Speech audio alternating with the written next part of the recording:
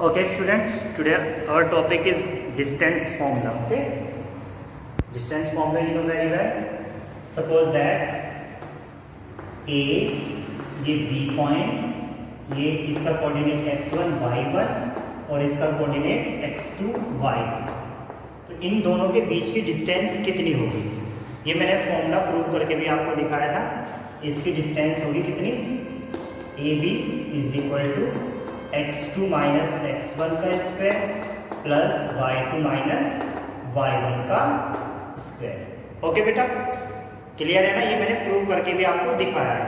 अब ये क्वेश्चन करते हैं बेटा। क्वेश्चन नंबर 5 है, ये एक्सरसाइज नंबर 7.1 चंपा एंड चमेली का ये क्वेश्चन है। एक चंपा, 2 गर्ल्स हैं क्लास में, चंपा एंड चमेली। उन्होंने क्या बताया? 4 फ्रेंड्स, यहाँ पे ये A, ये B, ये C और ये D, राइट है। ये इस तरह बैठे कि यहाँ पे देखो ये x एक्सिस है, ये y एक्सिस है। ओके, तो x एक्सिस को देखा जाए तो 1 2 3, ओके, ये 3 और ये y एक्सिस पे 1 2 3 4। तो जो A स्टूडेंट का पॉइंट होगा वो क्या होगा?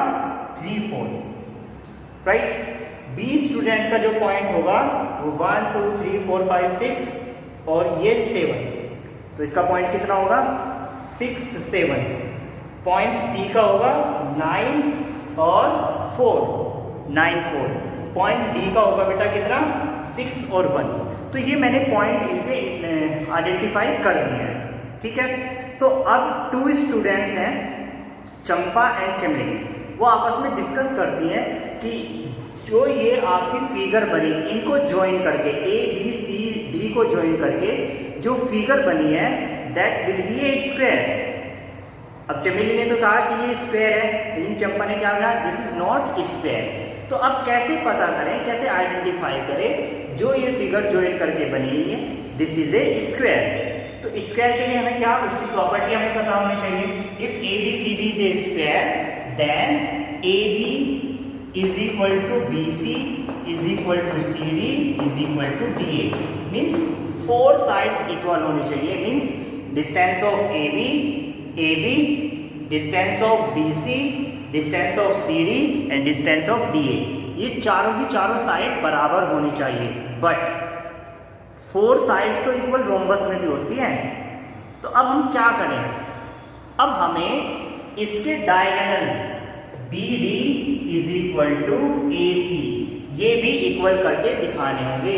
तो अगर BD is equal to AC भी आ गया, means distance of BD is equal to, अगर डिस्टेंस ऑफ AC के आ गए तो जो ये फिगर बनी है ये क्या हो जाएगी? स्क्वायर हो जाएगी। और अगर चारों साइड इक्वल आके BD not equal to AC आ गया तो ये क्या बन जाएगी? फिगर रोम्बस बन जाएगी, राइट है। तो डिस्टेंस, इस वाले फॉर्मूले का हमें यूज करना है। सबसे पहले हमें AB, फिर BC, फिर CD, फिर DA, फिर देखना है कि चारों के चारों साइड इक्वल है। फिर उसके बाद क्या करना है? हमें BD की वैल्यू निकालनी है, फिर AC की वैल्यू फाइंड करनी है, राइट। तो अगर वो दोनों भी इक्वल आती है तो वो क्या हो जाएगा? स्क्वायर, अदरवाइज वो क्या हो जाएगा? रोम्बस। समझ में आया? तो इस तरह ये क्वेश्चन आपको अटेम्प्ट करना है। एक बात और मैं बता दूं आपको, कॉलिनियर पॉइंट। कॉलिनियर का मीन्स जब मोर देन, देखो 2 पॉइंट तो हमेशा कॉलिनियर ही होंगे। जैसे ये पॉइंट है, ये यहाँ पे ले लेता हूँ मैं, यहीं पे देख लीजिए, ये A और ये B, ये दो पॉइंट, हमें 2 पॉइंट्स तो हमेशा एक ही लाइन पे होंगे। But more than 2 points, if more than 2 points lie on the same line that points are called collinear points. Okay, अगर 2 से ज्यादा पॉइंट एक ही लाइन पे लाई करेंगे तो पॉइंट क्या हो जाएंगे? कॉलिनियर। कैसे बताए डिस्टेंस फॉर्मूले के अकॉर्डिंग पॉइंट्स कॉलिनियर है या नहीं? देखो यहाँ से ये पॉइंट सपोज A है, ये पॉइंट B मान लेता हूँ, ये पॉइंट C मान लेता हूँ। तो क्या करना होगा आपको? You will find the distance of AB, then you will find the distance of BC। AB plus BC किसके इक्वल आना चाहिए? AC के इक्वल अगर आ गया। फिर से ध्यान से सुनो कि if AB plus BC, distance फॉर्मूले के according, if AB plus BC is equal to AC, तो ये तीनों के तीनों मतलब AB और BC की डिस्टेंस अगर AC के बराबर आ जाती है तो ये तीनों के तीनों पॉइंट A, B और C क्या हो जाएंगे? कॉलिनियर हो जाएंगे। Is that clear?